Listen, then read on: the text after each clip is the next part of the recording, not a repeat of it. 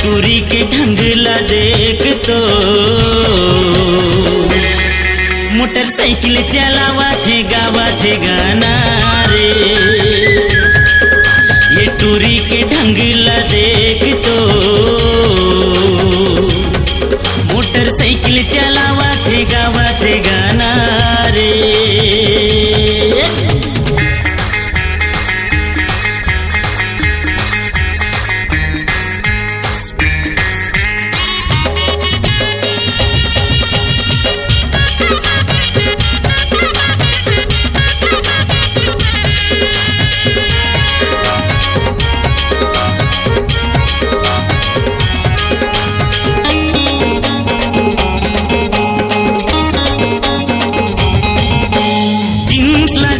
बेल बटम लगाए आँखी में चश्मा लगाए जम्मू टूरी मन फैशन में उतर गे कैसे ये शोर मचाए।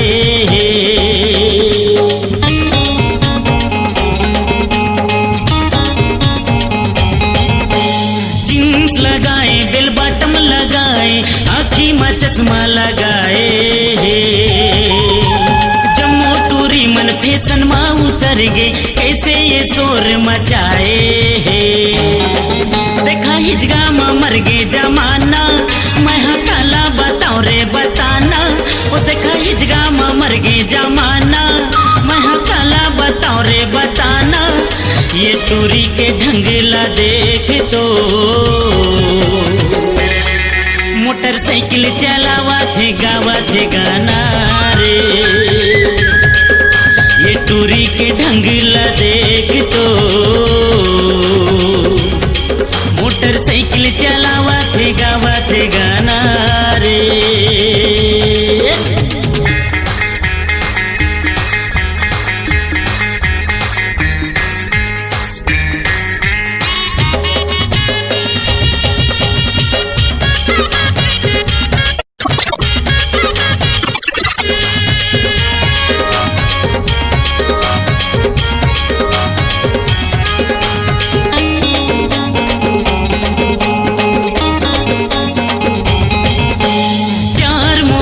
के बात करते हैं नैना ले बान चलावा थे बगल में फाइल धरे मोबाइल पूरी स्टाइल मारा थे।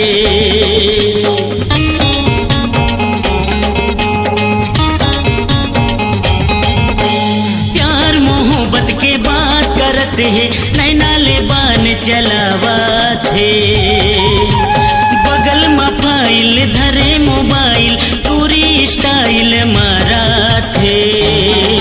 देखा हिजगा में मर गे जमाना मैं काला बताओ रे बताना। वो देखा हिजगा में मर गे जमाना मैं काला बताओ रे बताना।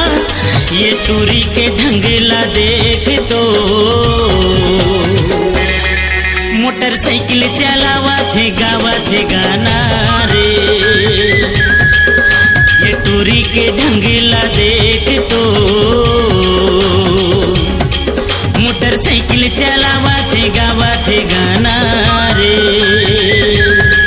देखा हिजगा में मर गे जमाना मैं काला बताओ रे बताना। देखा हिजगा में मर गे जमाना मैं काला बताओ रे बताना।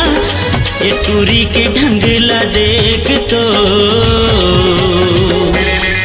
मोटरसाइकिल चलावा थे गावा थे गाना रे। ये टूरी के ढंगला देख तो मोटरसाइकिल चलावा थे गावा थे गाना रे। ये टूरी के ढंगला देख तो मोटरसाइकिल चलावा थे गावा थे गाना रे। मोटरसाइकिल चलावा थे गावा थे गाना रे। मोटरसाइकिल चलावा थे गावा थे गाना रे। स्वरांजलि स्टूडियो नेमीचंद गली नंबर 2 गंजपारा रायपुर।